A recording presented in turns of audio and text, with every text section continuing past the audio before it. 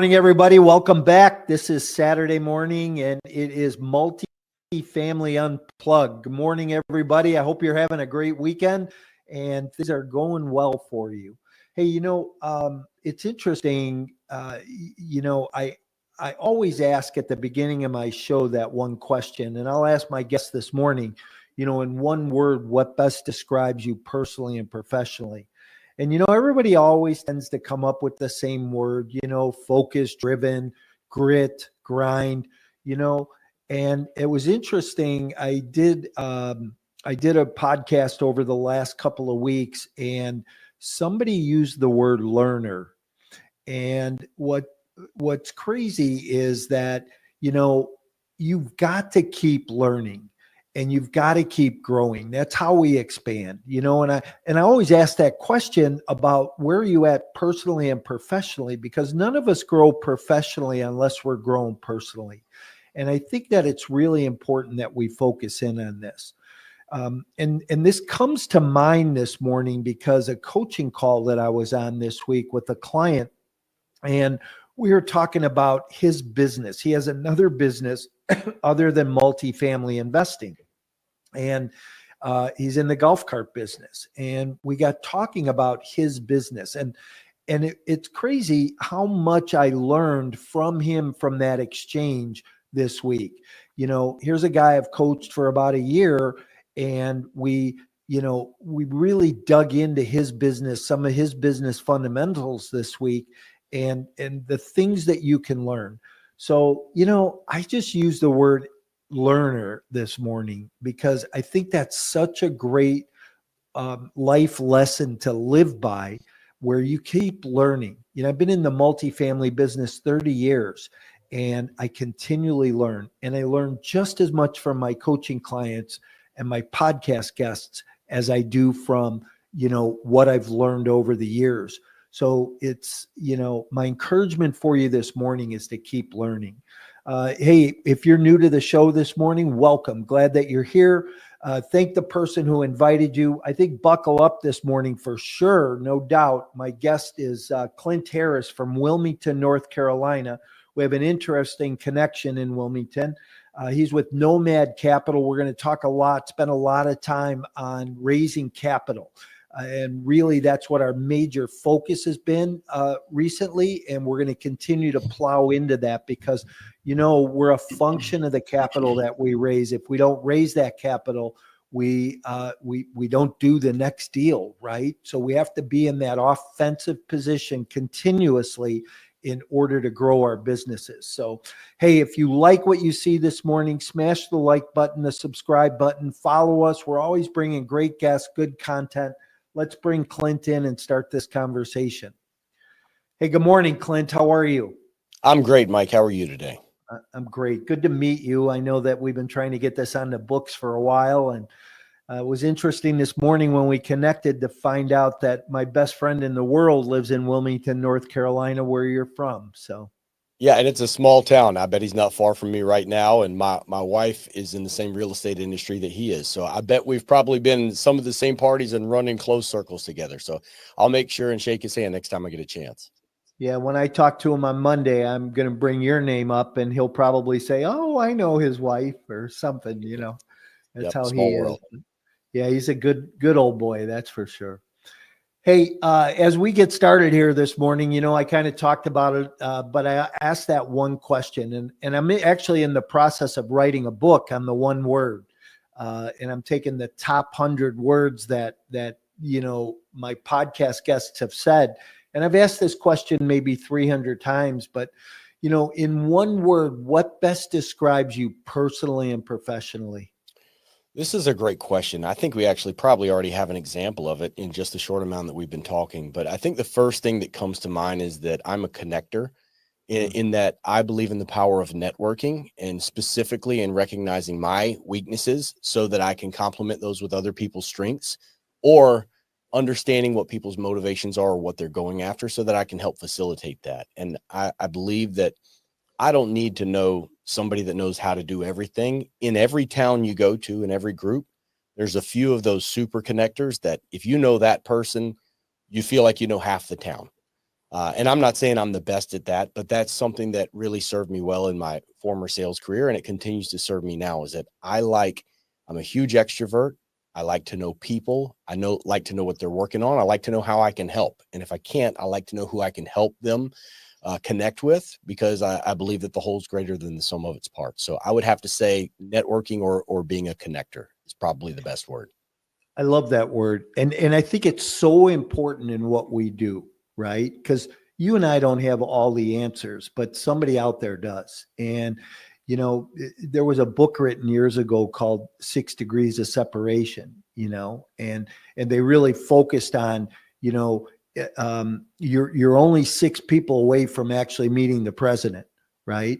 Or Right. 6 people away from meeting, a famous movie star you want to meet. And it's just those connections. And I don't know that I really ever realized that myself till, probably 20 years ago now. But I met a guy and we had a great conversation. And he said to me, "Hey, who do you need to meet right now?" And I said, "Boy, that's a great question. I'd like to meet X, Y, and Z." He went right over to his computer. This is the old days. And he printed out for me, 3 connections. And as I was leaving his office, he was calling them on the phone saying, "Hey, take a call from this guy." So, I think that's so important. And I think people lose sight of that over time. Right. And I loved what you said about, hey, what do you need and how do I help you find that? Yeah, that's a great book, and that's a great illustration. There's another book that comes to mind for me is Who Not How by Dan Sullivan and Benjamin King. And the reality is, if any of your listeners or you or myself are entrepreneurial minded, we're trying to build a business or a strategy, you run into that situation where you go, how do I do this? And how do I do that? And how do I do this? And it's overwhelming, and it wakes you up early in the morning. It keeps you up at night when you're laying in bed staring at the ceiling. And the reality is, we don't have to know how to do all those things. We need to know who we have in our life that's better at those things than we are. And if you find that person, you can time warp past a lot of those challenges. And I want to be the person in my sphere that people feel like they can come to and get honest feedback, and that I'll genuinely try to help the people around me to connect. It's probably not me, but there's a good chance that I either know who, or I know who will know who. And that connection right there can save you so much time and anguish. And yeah, that I've benefited from that in my life. And as I've benefited from that, it's made me want to be more of that person. And I truly believe that who we are 10 years ago is who we're going to be now, and who we're going to be 20 years from now, with the exception of the places we go, the people we meet, and the content that we consume. Right. So for those lifelong learners, and we're a sponge and we're bringing everything in, but not doing it selfishly. We're doing it with an abundance mindset that we can help other people move past their challenges by connecting them with the right person. I think that creates a really great atmosphere that it's fun to live in. Bam. I think this is going to be a mic drop show for sure. Hey, why don't you talk a little bit about your history, who you are, and how you started Nomad Capital and what you guys do? Yeah, absolutely. My name's Clint Harris, 42 years old, happily married for 13 years with 2 little boys, 5 and 2. We live in Carolina Beach, North Carolina, small island right outside of Wilmington. I had a 16-year career in medical sales, implanting pacemakers and defibrillators as a medical sales rep. For 14 of those years, my girlfriend and fiance and now wife and I were investing in real estate, single family homes, then small multifamilies at the beach, and converting those into Airbnb properties, building a property management company. And through that process, I understood that I had been in the pursuit of financial independence. And when I achieved that and I replaced my income, I realized that I had been totally wrong, and that was not what I should have been focused on. And instead of just focusing on the financial side of things, it was what I really was after was financial, time, and location independence combined, that gave my life an independence of purpose as to how I get to spend my time with my family and the people I care about. And that is what really sparked my aggressive pursuit of all things passive income related and passive investment strategies. So I started a podcast with a co-host called Truly Passive Income. And I met my partners through local networking. Again, the power of connections. And I rode their coattails and their long experience as general contractors and self-storage developers. And in 2020, we bought an old Kmart building. We converted it to a climate controlled self-storage facility as a joint venture. I put money in, they put money in. The lion's share of the money came from the cardiologists and surgeons that I worked with that are my good friends. That deal went very well. So we did another, and then another, and then another. And then in November of 2022, I took off my surgical scrubs for the last time. I joined Nomad Capital as a general partner. I'm one of the 4 general partners. I'm not the founder. My founders are amazing partners of mine, a father and son team of Eric and Levi Hemingway. So I joined them as a general partner. We have 17 employees. We're at 150 million in assets under management right now, with a roadmap to get to 500 million over the next 5 years, and then $1 billion. That's awesome. Wow, what a great goal. And I want people to hear that, right? That your goal is to get to $1 billion in the next 10 years, it sounds like. That's the plan. And the number I don't think is as important as the journey. The reason our group is called Nomad Capital is because a nomad is somebody that goes where they want, when they want, and does what they want. And none of us believe that money creates happiness or can buy happiness, but it does create opportunity. And so 100%. we all know that we have very limited time on this planet. And if we want to spend it with the people we love in beautiful places doing beautiful things and die with a stack of pictures instead of a stack of toys, it's nice to have a stack of commercial real estate that allows us the freedom to make those choices. Yeah. They say that money just makes you more of who you actually are. And I love that happiness comment you made. And, it brings out the true person who is there. And so, it's a scorecard, right? But hey, listen, I wanted to ask you real quick. You said your partners' names are Hemingway. Any relation to Ernest Hemingway? I'll have to ask them. They also have a long history on the water. It's quick. That's anecdote. Why I'm asking. Yeah, quick anecdote about them. So I don't believe so, because they started out in Arizona. My partner, Eric Hemingway, was a home builder in the 90s, and then in 2006 built his first self-storage facility. And then the market crashed in 2008, and nobody was building anything. So Eric and his wife and his 5 children bought a 36-foot catamaran in Greece, sight unseen, and they flew over. And they decided they're gonna go sailing for 6 months while the economy turns. Well, we all know it took a lot longer than that. They sailed for 6 months. 6 months into the journey, found out they were pregnant with their 6th child. They stopped and had their 6th kid in Jerusalem and kept going. They sailed for a total of 3.5 years, all the way Africa and up the rivers and everywhere, and eventually sailed, I think it was 15 or 16 days across the Atlantic Ocean, and landed back in Wilmington, North Carolina, where we are now, and started building houses again, flipping, and then got into storage and then storage conversions. And Nomad was born from this idea of commercial assets that can provide a life where you can do things that you love with the people that you love. And that's where the name Nomad came from. So I don't think there's any relation, but they certainly have the spirit that he did, and have spent a lot of time on the water. And that's one of the things that I love about being part of this group, is that we encourage our employees to be nomads and to work remotely, or to travel the world, or do whatever they want with the amount of time that we have on this planet. Yeah, that's awesome. What a great story that was. Never expected that this morning, that's for sure. But hey, let's talk about time freedom. I know that's something that you like to talk about. And, obviously we're kind of in that, conversation anyhow, based on, that story and what we've kind of talked about. But, if the passive real estate investor, or the real estate investor out there who wants to get into real estate is listening, talk about time freedom for them a little bit. Yeah, absolutely. So to have success in real estate investing, you've got to have 3 things. It's time, it's experience, and money. You have to have some combination of those 3 things. And if you are an LP investor, it likely means you have a primary occupation that's probably not real estate investing related, right? But you have to have those components. So if you don't have that time, you can't get that experience.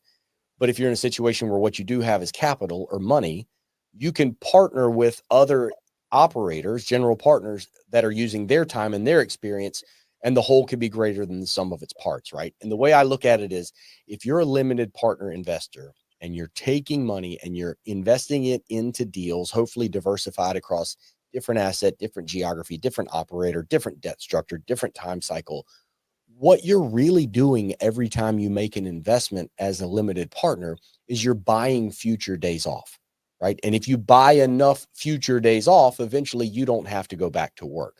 The one thing that we all have is a limited amount of time on this planet. It's the one thing that we can't change, and it's the one thing that we can't get back. So the reality is, I was in an occupation for 16 years doing medical sales, which is a fairly high ceiling, but I was limited in that I was trading my time for money, right? And whatever your occupation is, for most people, we're trading our time for money, and you're basically giving up your time away from your family to pay for someone else's days off. There's only a couple ways you can really break that cycle. You can go do it on your own and make all the mistakes and take it on the chin and eventually, hopefully pull the nose up before you hit the trees and have success that way. Or you can take your capital and invest it with someone else, and your money continues to grow, and it's not limited by the amount of time that you have. Right. So that's why I love the alternative investment space. It allows you to have your money, get up and go to work on Saturday morning when you want to stay in bed and you don't feel like it. And the idea is eventually it's become I'm 42. It's become very difficult for my generation to save their way to retirement. My parents could, my grandparents could. There was 401ks, there was pensions, there was Social Security. Two of those are going away. And the third was never designed to be a standalone retirement plan. So in my opinion, it's really hard to trade your time for money, live frugally enough that you can save the remainder and one day hope to retire. Your better option is to take your capital now and make investments with that are not tied to your time. That's truly an investment towards buying future days off. And if you give yourself enough runway and that can snowball, eventually you buy enough days off that you don't have to go back to work. So that time freedom and independence of purpose is a lot of us. I specifically had trouble identifying that goal correctly. I was after the money, and that's only a small component of it. Of the people that even see that there's something so much more important than just money, oftentimes by the time we realize that, it's unattainable. So the best thing we can do is educate ourselves, network, build connections, and look for opportunity outside of the traditional paper assets and put that money to work in a way that you're not trading your time for more money. Yeah, that's awesome. Well spoken. I love your comment, and you've said it a couple of times about buying days off, right? I think if people get that concept, that what passive investing does for them is it gives them the ability to buy time off, right? It's like, I've heard real estate trainers in the past say, when I was selling residential real estate, I heard trainers in the past say, hey, you know what? Your time is better spent prospecting. It's the same thing if you're raising capital. Your time is better spent prospecting than it is cleaning your house or cutting your lawn. Go leverage your time. Spend the $20 to have somebody cut your grass and, clean your house, and spend your time focused on what you do. And that's kind of what you're doing in passive investing also, is you're buying back that time. Totally. If you're a high earning income individual, why would you want to go flip houses or do anything like that where, your time is likely more valuable than that? So stay in your circle of excellence, right? What's the highest and best use of your time, and anything else outside of that you can hire someone else to do for less than that going rate is probably a bad deal for you to do it yourself, when you can keep the main thing. And what you should really be focused on is creating the value delta between what it takes you to live and what you're bringing in. And then whatever that delta is, make it get up and go to work for you and buy your time back. Yeah, 100%. I remember a funny slogan comes to mind, but when I was a kid growing up, I remember always hearing 40, 40, 40. You work for a company for 40 years, 40 hours a week, and at the end you get a $40 watch, right? as your retirement bonus. But I don't think that even happens anymore today, because you might work 50 to 60 hours a week over 40 years and have multiple companies you work for. Nobody even knows who to give a watch to anymore. So, you have to create your own lifestyle around that. Absolutely. And I think the days of working that long for one company they're changing quickly. We're all kind of becoming cogs in a wheel, and people are Yeah. willing to chew you up and spit you out a lot faster than they used to. Yeah, 100%. Hey, let's talk to the capital raiser, right? You and I both deal with a lot of capital raisers in our world, and let's talk to the person who's out there raising capital. What are your best processes around raising capital? Whether it be a lead magnet or a social media, but what are your best processes?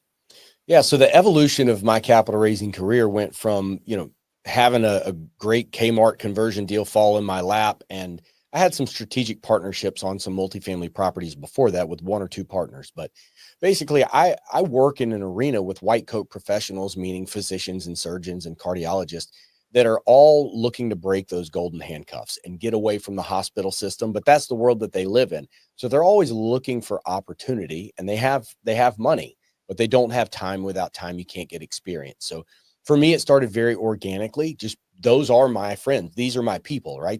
We're fishing together. We're hanging out on the beach on the weekends, letting our kids play. We're at the birthday party together. So at the end of the day, it was within my sphere. And those first deals that we did were, the first time we needed to raise under $1 million for our first Kmart, I picked up the phone. I called 15 people and 12 people said yes.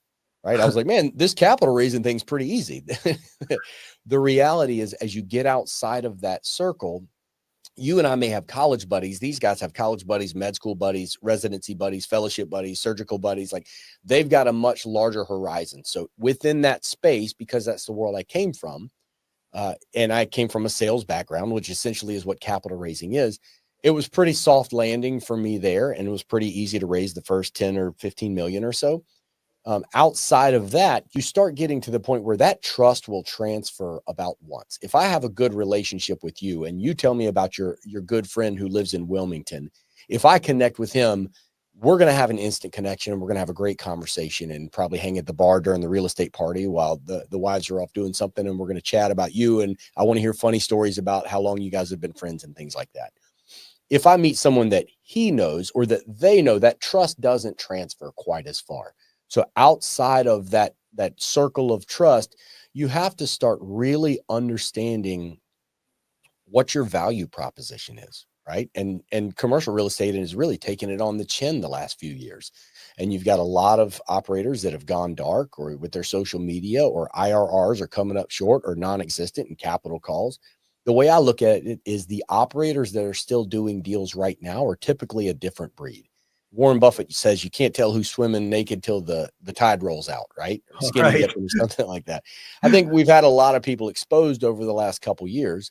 And so frankly, it's probably a good time to identify who you want to partner with moving forward. If we've made it through these last few years, they're doing something right. The underwriting was correct, and the interest reserves were correct, and the understanding of variable rate debt was managed appropriately.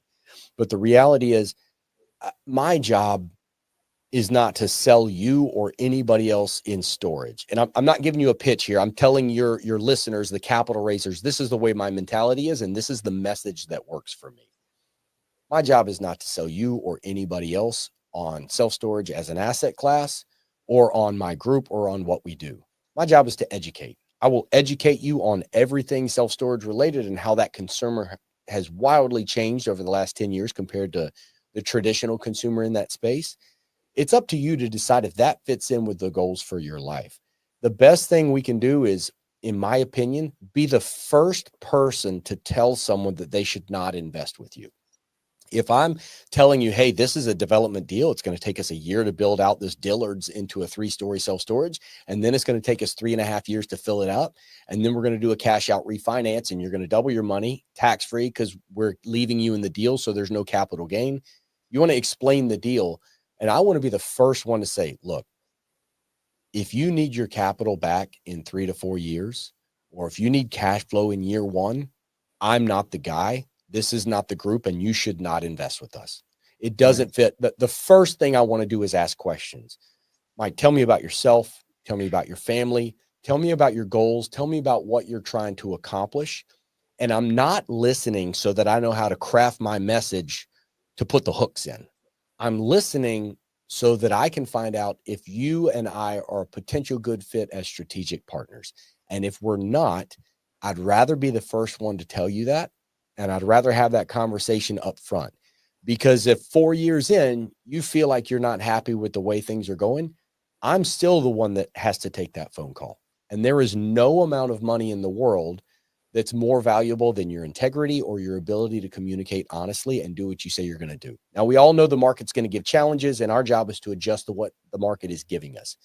But the reality is, people need to know that when they are talking to me, if it's not the right fit, I would like to be the first one to tell them that. And I think it builds a level of trust where we feel like the people that we are partnered with for the long term are committed to the strategy, and that we are in this together, and that there's synergy there. The reality is, it can't just be about the money that you're raising. It has to be about understanding the operators and the integrity and the morality there, understanding the communication that they have a track record of putting out, which is absolutely paramount. And in my humble opinion, remember that our job as capital raisers is not to sell the operator or sell the opportunity. It's to identify the goals of the investor, and then identify the opportunity and the strategy, and don't look for overlap of where it will work. Look for where it won't. Look at the potential issues that you could say, hey, listen, I hear what you're saying. You're retiring in 3.5, maybe 4 years at the most. Your wife's probably going to be 6 months before you or 6 months after you, whatever it may be. Here's where I see this could be an issue. This is a reason why this may not be the right fit for you. You really need to think this through. And I got to be honest with you, I would probably encourage you, based upon what you're telling me, I'm making up scenarios here, but if you're telling me you need cash flow in 12, 18 months because your daughter's going to school, I got some great recommendations of who you should look at. The reality is, I don't think I'm the guy. My recommendation from what you're telling me so far is you probably shouldn't invest with us. And this isn't reverse psychology. This is, you're telling them where you guys stand, where they stand, and you're not looking for where it connects. You're looking where it potentially doesn't. You're looking for those future discussions that could cause some problems down the road, and you want to get ahead of those and avoid them up front. And oftentimes what you'll find is that objection maybe wasn't as big as they originally thought, or maybe they just hadn't walked all the way through the scenario, or oftentimes, you know what? You're right. This is not right for me, but I know someone that it might be good for, and I'd love to connect you. And I'm like, that's great. I'm happy to talk to anybody. And I'll always approach it from a place of education, that education on the strategy. And then we're looking for commonalities, but more importantly, we're looking for objections. And if I can't navigate them with the business plan, this probably isn't the right business plan for you. That's great. I've written a bunch of notes down on things you said, but one thing that really stands out is identify the goals of the investor. I think that's so important, right? A lot of us want to just jump into the sales pitch before we know who that investor is. And does that investor, fall into our avatar of what we're looking for an investor, right? How do you go about, so once you get out of that circle of, the lab coat professionals that you talked about, how do you attract new investors? What tools or systems do you have that are getting you in front of new potential investors? Yep. Let's talk about the nuts and bolts there, and then we'll go a little bit more into, there's a science and there's an art, right? And let's talk about the science. The science in our mind is right now the lowest cost of capital that we're finding. Conferences are waning, in my opinion. There's a few out there that are pretty solid, but for us, meta ads have been great. We have marketing campaigns with short ads that are going out across Instagram and Facebook that are specifically targeted to accredited investors that kind of fit our avatar. So that rolls out nationwide to accredited investors. If people like what they see, they click a link, they fill out a form. It comes into our office. In our office, we use a setter and a closer system where a setter is going to initiate an initial call with them, set up a meeting, usually have a 20, 25, 30-minute meeting where they're getting to know that investor. They're asking questions. And that's a long conversation to really try to get down to the heart of what they're looking for. And then that setter will send them some information and some webinars, and that will eventually, if they sound like they're a great prospect, they get qualified as a medium potential or a high potential investor, depending on their timeline, the amount of capital, and if they're accredited. If that lines up with the timeline that we have for our current offering, they'll get set up with a closer call, which is one of the two general partners, usually me or one of my other partners. And we have a conversation where we're really going in depth with them there to find out, is this a good fit? One of the really amazing things that we've implemented recently, and I'm not going to give away the secret sauce here, but our setter will take that initial 30-minute conversation and drop it into a Chat GPT AI bot that we've built that will condense that down to a one-pager of telling, first of all, it will give him coaching tips as to what he can do better on the next call. And then it will give a closer summary as to who that person is, what they love, what their goals are, what their objections are, the way that they communicate, the vocabulary that they use. And it will give me bullet points as the most effective ways that I can connect with them in a meaningful way so that we're building quicker rapport. Instead of me having to spend the first 15, 20 minutes asking questions, I can take all the information they've already had, recorded, and I can have that as a one-pager from a 25, 30-minute conversation. And then I can have that conversation with them. And then we can also take all of our calls are recorded. Those recordings turn into transcripts. We can take the transcript from 1,000 different calls. We can drop it into AI software as well, and it can spit out coaching tips. It can spit out nomenclature that we should be using. It can spit out the top objections and the best way to handle those objections and the top goals that our investors are looking for so that we know that our ads are going out to the right people, right? So we're getting really, really linear by leveraging AI. I think that's something that's really important. On the art side of things, those are lukewarm leads because they've seen an ad, they're interested. Hey, I've heard about storage. They click on it, they fill out the link, and they're on the way in. It's one unidirectional, right? They're coming to us because of an ad that they saw. I also do a decent amount of podcasts. I want to be out there. I have a podcast with over 100 episodes, but the reality is, if you are a capital raiser, my coaching would be this: you need to look at your conversion rate and you need to look at your average investment, right? Let's make up some numbers here, but let's say I know that of everybody I talk to that's somewhere in this ecosystem of potential interest in real estate, 10% of those people are going to be interested. And then of those 10% that I talk to, let's say 10% of them are actual investors. Well, that's a 1% of that total number, right? So you're looking at a 1% conversion rate. And let's say the average investor comes in with $100,000. Our average right now is like 178 or something like that. But whatever it is, let's say that if I know my average investor is coming in for $100,000 and I've got a 1% conversion rate, then that means I need to talk to, 10, whatever the number is, do the math. It's like 100,000 people. I need to get in front of 100,000 people. And then what you do is you say, how much money do I need to raise this year? I need to raise $50 million this year. So $50 million divided by the average investment is 5,000 people, right? Did I do that math right? No, it's 500,000 people, whatever it may be. And so you take that number and you multiply it by 100. That's the number of people that you actually need to have hear your voice and talk about what you're doing. Am I going to grow a podcast with 500,000 listeners or again, I'm making the numbers up, whatever that number is? No, but podcasts are very transactional. I can have a podcast. I can grow my listenership to, 5, 10,000, whatever, but I can also use that to identify other professionals in the space that I think are great, that I can learn from and would be educational for me. So I can invite them onto my podcast where they're going to give me, 30, 40 minutes of their dedicated life experience for me to ask them questions when normally it would be impossible for me to get them to go to lunch with me. So that's helping my education and helping me get better. And inevitably, a lot of them ended up inviting me onto their podcast as well. It's that classic who, not how that we talked about. I don't have to build a podcast with 500,000 listeners.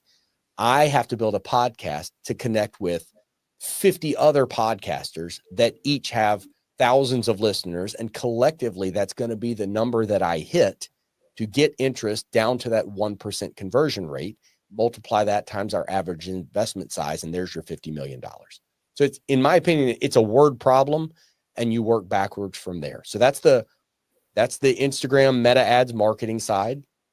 There's the podcasting side, which has a very low cost of capital because that's essentially free. It's networking and it's connecting like we talked about. And outside of that is I still believe in conferences because I believe that in a world where everything is moving more and more digital, the value of a handshake and eye-to-eye contact is more valuable than it has been in a long time. And it's going to become more valuable over the next decade or two because I think that connection is being lost. And I love that connection, right? I'm an extrovert. So I like to go to conferences, but I don't want to be on all real estate podcasts. A lot of them are, but I don't want to be on all real estate podcasts. And I don't want to go to all real estate conferences because I become part of the noise. It feels a little bit like you're standing at the edge of the Grand Canyon shouting into the void, right? Right. But the riches are in the niches. I like going to the cardiology conferences, the dental conferences, the plastic surgery conferences, because I speak that language. I know what it's like to practice defensive medicine because the administration at the hospital is weighing down on you and you really wish you could break free from that system. If only there was a way you could stop trading time for money. That's a message that resonates across that space. And so when I go to a conference and I'm the only real estate guy there at a dental conference, or I'm the only real estate professional speaking on a plastics podcast that's about how people can make money in their practices, and maybe they talk about real estate once a year, that's where I want to be.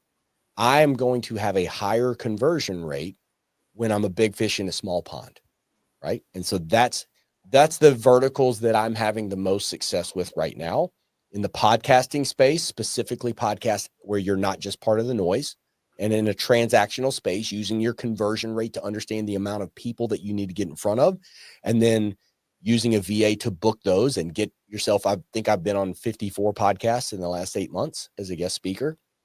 And the connections I've made through that is honestly worth more than the capital that I've raised. The relationship equity that I have and what I've learned is incredible. And it's honestly not necessarily for me being on the podcast. It's because I can get people like you to come back on my podcast where I get to shut up and listen. That's where I learn. That's where I get better. So that's the investment into myself and into the law of 100 hours, where if you spend 100 hours studying something, you know more than 99% of the population. 100 hours is only 18 minutes a day in the car, which is less than the average commute. I used to think that the best way to spend that time was listening to podcasts. The best way to learn about anything is to start a podcast. But it's the verticals of those ads, podcasting, and physical connection at conferences in a meaningful way where you stand out because you're swimming in the other direction for most of the people that are there. Wow, that was a lot of talking. I'm going to take a Holy break. cow. But boy, oh boy, I really am going to encourage people to go back and listen to this a couple of times because I'm going to, because there was a lot of gold in there for sure. But I like what you said about relationship capital. You know, I think people negate that too much, right? They think that the money, that the gold is in the money or the investor deposit. It's not. It's in the relationship capital, because that's the piece that goes on and on and on and on and lives beyond the deal, right? So Completely. very, Yep. very awesome. Hey, I appreciate you being here this morning, man. You sure brought a lot. Tell people how they find your podcast. Yeah, Truly Passive Income is our podcast. Again, I'd love for you to go there and listen, but frankly, I really don't care. I'm not trying to grow that into anything big. I use it because it's a great tool for me to connect with unbelievable people with great track records like yourself. So Truly Passive Income is the name of the podcast. And yeah, and then besides that, if you're interested in connecting with us, I'm happy to talk to anybody, educate any way that I can about storage, Airbnb, anything else. Best way to connect with us as a group is nomadcapital.us, or you can email me directly, clint@nomadcapital.us. Awesome. Yeah. And if anybody has an interest in self-storage or what Clint is doing, definitely reach out to him. Clint, I'm going to move you to the back room, say goodbye to the audience. And if you hang out with me for a minute, that'd be great. That's awesome. Thanks for having me, and everybody listening. Thank you for investing in yourselves. Keep doing that. Spend that 18 minutes a day. Get those 100 hours in. You'll know more than 99% of the population about that given subject matter. Love that. 100%. Thanks, Clint. Hey, everybody, that's an awesome episode. And as I said at the end, you know what? I'm going to encourage you to go back, listen to this a couple of times.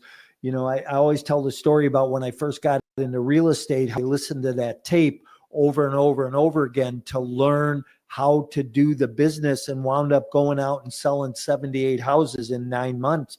You can do the same thing with this and with raising capital. Go back and listen to Clint. Boy, he had some gold in there for sure. Appreciate you being here. Please tell somebody about the show. Join our community, Multifamily Unplugged. Subscribe on YouTube, and we're continually bringing great guests like Clint every week to the platform. So glad you're here. If we can do anything for you, don't hesitate to reach out. If you are a passive investor and you're wondering about your risk reward, your risk tolerance right now, hey, go take the risk tolerance quiz. I have a quiz. It's a 10-question quiz. It'll take you about 3 minutes, and in 30 seconds, you're going to get back an answer about your risk tolerance. But go text the word investor to 224-269-6700. Text the word investor, and you'll just take the quiz and learn about yourself and your own risk tolerance and what you think you should be investing in or where you should be investing. Look forward to seeing you next week. Thanks for being here, everybody. Have a great week.